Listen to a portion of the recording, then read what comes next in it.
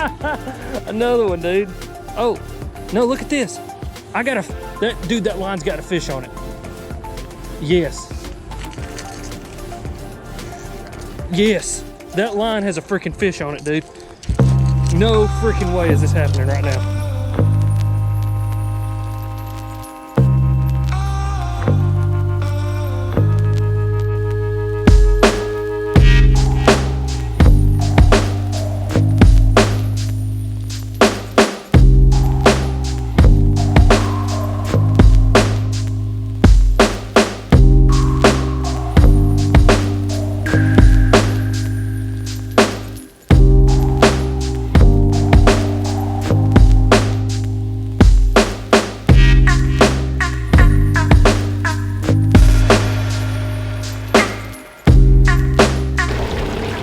Welcome back to another episode, guys. Today, hoping I got a pretty cool video for you guys. I really don't know what's going to happen today. We had a cold front move through last night. It got down into the 30s. As you can tell, I have on a toboggan. Weird. And it's the first week of May. That usually doesn't happen here in Tennessee, but yeah, we're going to deal with it. It didn't affect the water too tremendously much, I don't think. I've not been up here in a few weeks.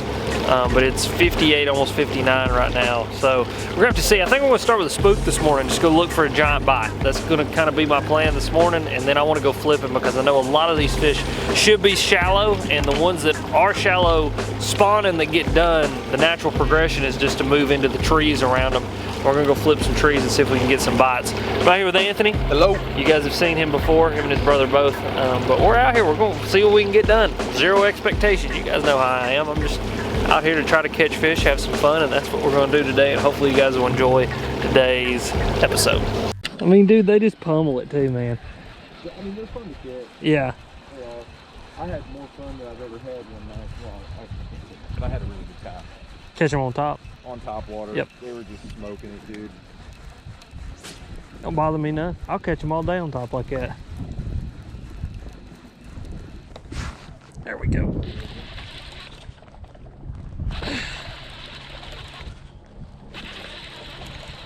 That's a little bit bigger, whatever that is, or I got him hooked sideways in one.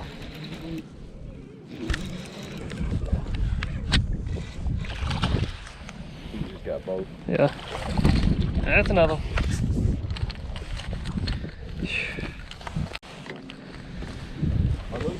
It's just a bitch.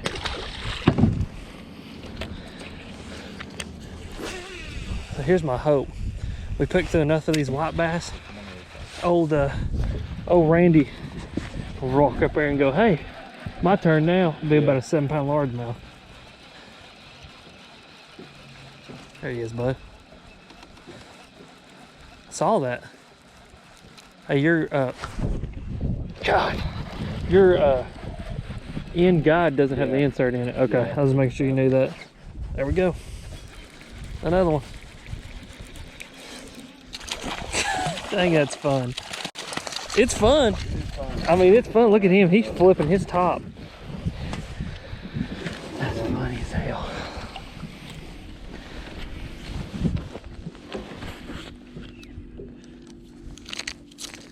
I mean, dude, they're eating it too. Yeah, they are. They want all of it. Old white bass extravaganza. Yeah.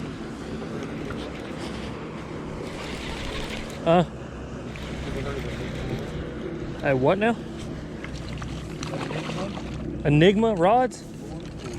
Yeah, it's rods. I just saw it.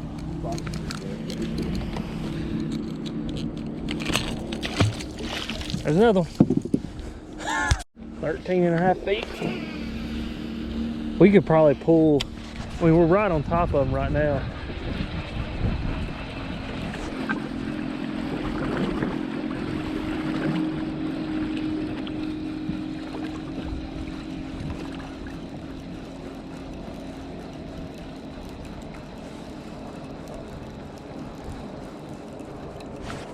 Oh. Did he get it? Yeah, he got it. Oh God, that's fun. Did he come off? Nope, there he is. Dude, that is so much fun. Like, I don't care who you are.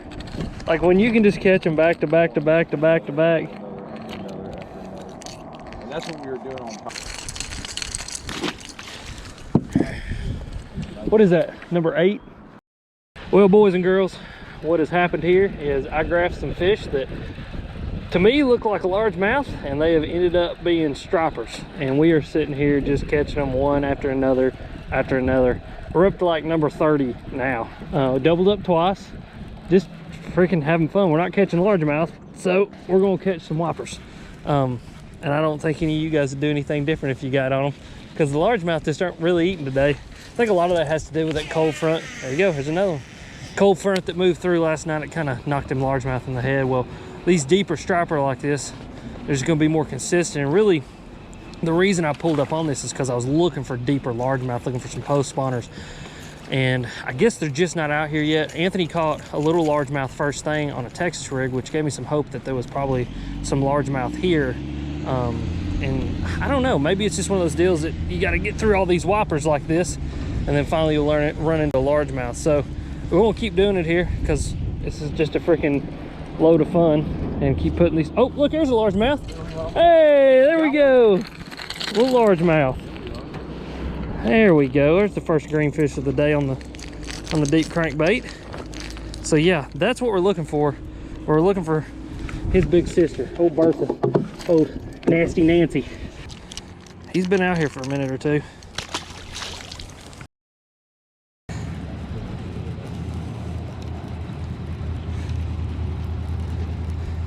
That's another reason why I shot from the ball. Ryan had 2 bows. My second one was that Tarzan dude. Yeah. And Here we go. Another one, dude. Oh, no, look at this. I got that line's got a fish on it. Yes. Yes. That line has a freaking fish on it, dude. No freaking way is this happening right now. I just hooked someone's line who has, what's it got on here? A freaking whopper. oh my gosh. That's the funniest thing I've ever seen in my life. That is the damnedest thing that I've ever done. Look at that.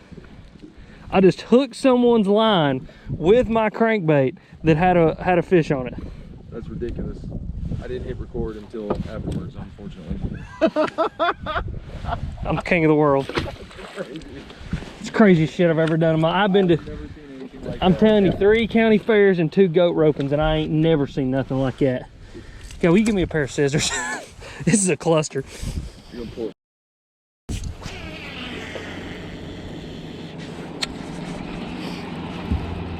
We stopped down on the bridge in the back here before coming up there.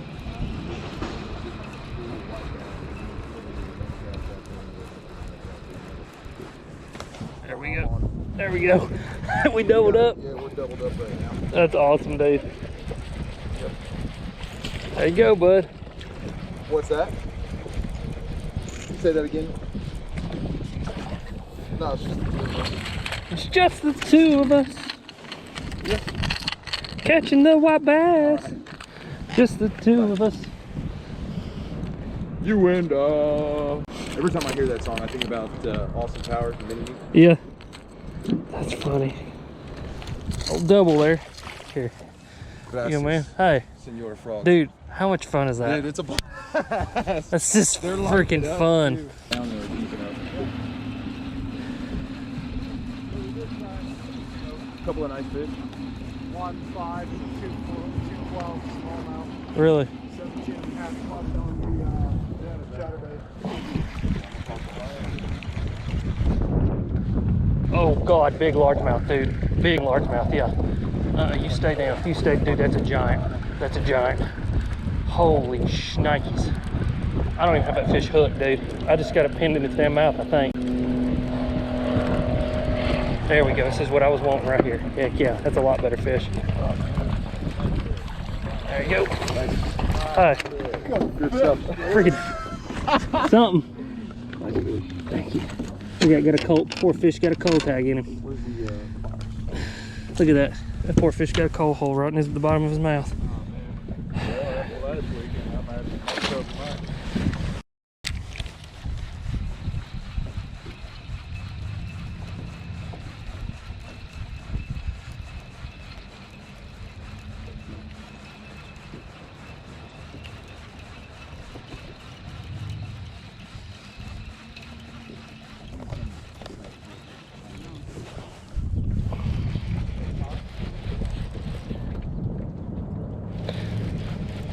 You wanna know what's amazing? Is out of courtesy, I didn't get up on those people bank fishing. Yeah. Oh look, largemouth. Hey.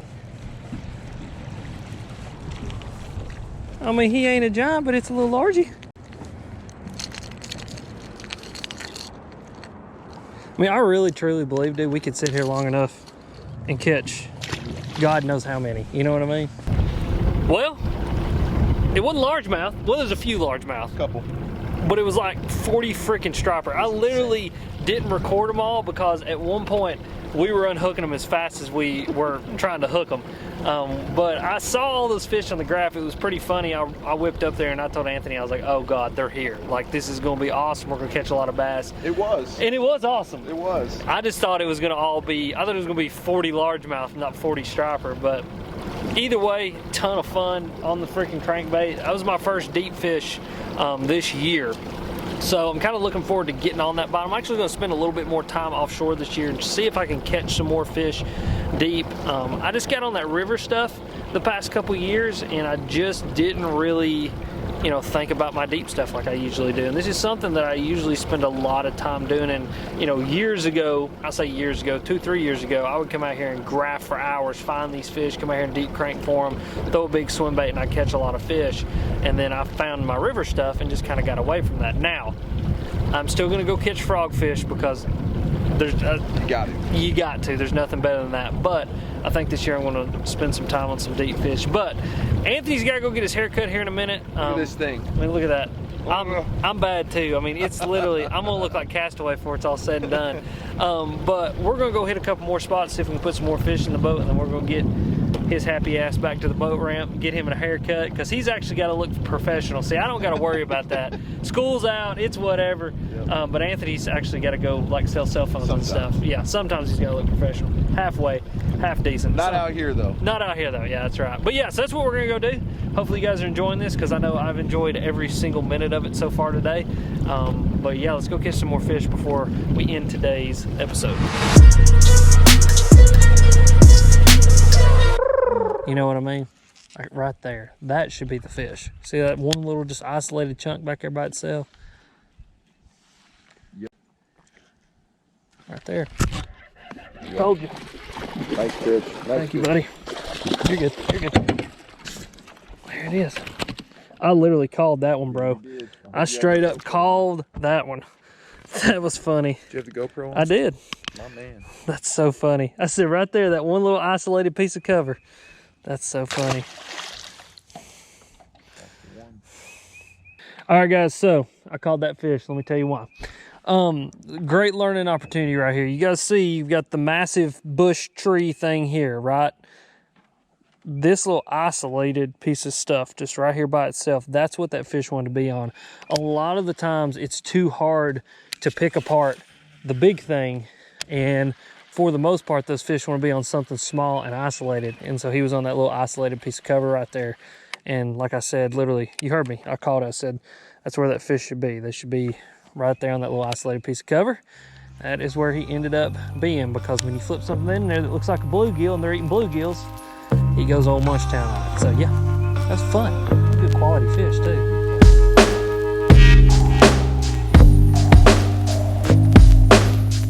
Well, today didn't work out exactly how I wanted it to, but I had a ton of fun. You know, it's one of those deals that deep bite is only going to get better from here. And really what will happen is there'll be a point at which a lot of bass, black bass, that being largemouth, smallmouth, decide to move offshore, and they'll kind of push those stripers off of those spots that those stripers are sitting on now, and they'll take their place, and instead of rolling up and catching 40 stripers, you'll roll up and you'll catch 40 bass. That offshore bite, especially on those highland reservoirs, you know, late spring, early summer, those first wave of post spawners can be absolutely insane.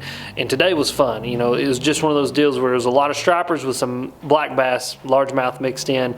And like I say, here in a few weeks, it'll be a lot of largemouth with some stripers mixed in.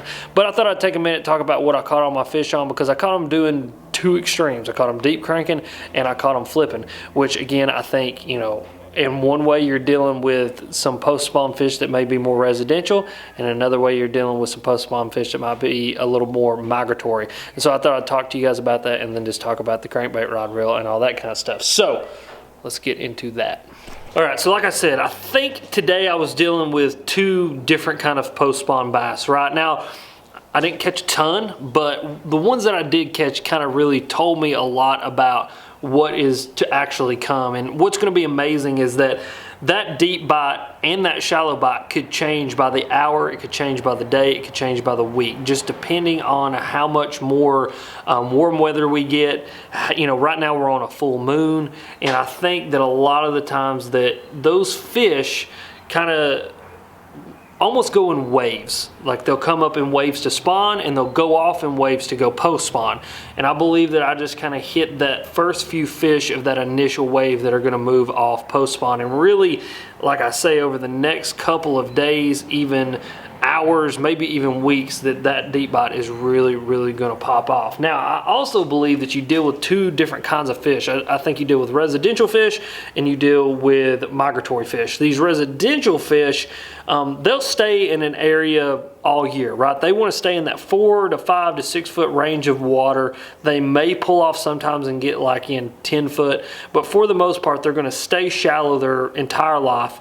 They pull up and they spawn shallow, and when they pull off and get a little bit deeper, they'll pull off to the end of a tree, or like you've seen today, that isolated piece of brush, and that's where they'll live their entire summer at, right? And then the water gets drawn down in the winter, they'll just follow that water out, and instead of pulling off in 25 foot of water, they'll pull off in 4 to 5 foot of water, and they'll just kind of chill right there. Whereas those more migratory fish, the ones that live deeper, they'll live in 25 to 30 foot of water their entire life, and they'll pull up and spawn. So they'll pull up in 8 foot of water, they'll spawn, and then they'll move right back off in 25 to 30 foot of water. Now, I don't believe that those fish are covering a massive amount of distance. They're not swimming 4 or 5 miles in any one direction. They're not even swimming a mile or a quarter of a mile. I think they're swimming a couple hundred yards in any one direction, spawning and then swimming back.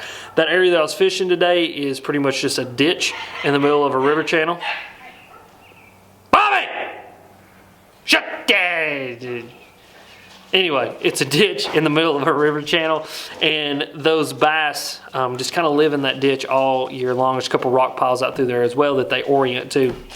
And those bass will pull up on a flat that is just a couple hundred yards to the left. They'll spawn, and then they pull right back off deep, and they go post spawn. So that's what I mean by migratory fish. Both fish move, but they're not moving. You know, the more residential fish will stay in the same depth range their entire life, where there's more migratory fish will move in depth a lot more than those residential fish do. Now, all the fish that I caught out deep, including all the stripers and the few bass that I did, came on this plug right here. This is a 6 cents.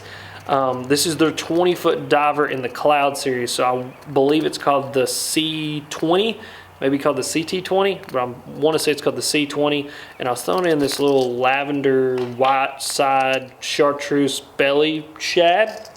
I don't know what the name is. You know the name, go leave a comment down below. But awesome little plug. I've actually had a lot of success on this plug and just not really talked about it. Bow! Like I said, I've had some success on this crankbait in places that I don't normally have success on deep diving crankbaits, and I think a lot of it has to do with that low tone one knocker sound that it has, and I really think that's why those fish were eating it today. That water's a little bit dirtier, that low tone one knocker sound really gets their attention. They can really key in on it, and then that little bit of flash of chartreuse on the belly gets some bites. But awesome crankbait, runs good, got a good terminal. I mean, impressive. You know, for you guys that didn't know, that have been around the channel just for a short amount of time, I used to deep crank a lot more than I do now, and like I said earlier in the video, I think it's going to be something I get into more. And so I'm very stingy about my deep crankbaits, and this one does pretty good. Now I was throwing that on my Lew's Custom Pro. This is the big crankbait rod, or the heavy crankbait rod, the Magnum Crankbait 3 is what it's called. It's a 711 heavy moderate fast action rod. It is a glass graphite combo rod, so you still get that moderate action, that moderate bend in that rod, but it's still got enough backbone to hook these big crankbaits. And then I had that paired up with my Lew's BB1. This is the original BB1, 5-1-1 gear ratio. This reel right here is absolutely amazing. A lot of people are like kind of turned off at the fact that it's only got 10 bearings, but I can promise you this is an absolute workhorse of a reel, and I love it, especially if you're deep cranking. I can put a lot of line on it, and you know, make those bombing long casts. And I'm actually throwing that on some 10-pound P-line. I'm actually still running P-line on my cranking stick. P-line for deep cranking, in my opinion, there's not really anything that gets better than that.